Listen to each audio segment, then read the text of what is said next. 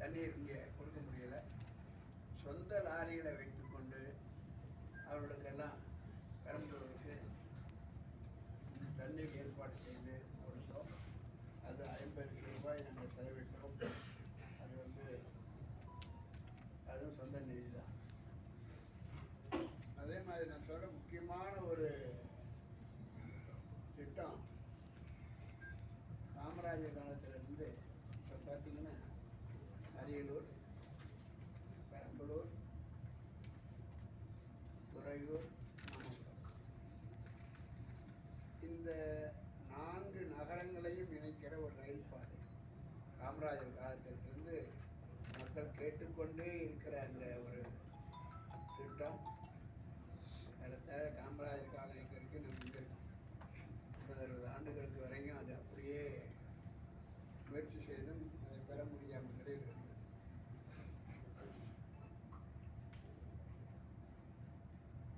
அப்படி ஒரு ரயில் பாதை, ரயில் தடம் இல்லை என்றால் அந்த பகுதி ஒரு பிற்பட்ட பகுதியாக தான் இருக்க முடியும். ஏன்னா அங்கே தொழிற்சாலைகள் வராது. ஏன்னா தொழிற்சாலைகள் வந்தாலும் அங்கே உற்பத்தி பண்ணுகிற பொருட்களை அங்கே இருந்து மற்ற இடங்களுக்கு அனுப்புவதாக இருந்தாலும் சரி, அல்லது மாணவர்கள் அங்கிருந்து படிப்பதற்கு மற்ற மாவட்டங்களுக்கு போவதாக இருந்தாலும் சரி, அங்கே எல்லாத்துக்கும் அவங்களுக்கு வாய்ப்பே இருக்காது. அங்கே வேலை வாய்ப்பு இல்லை, தொழிற்சாலை வரவில்லை. அதே போல் மாணவர் படிப்பு மிகப்பெரிய சிரமம். இதையெல்லாம் பூர்த்தி செய்கிற வகையில் அந்த ரயில் பாதை தேவை.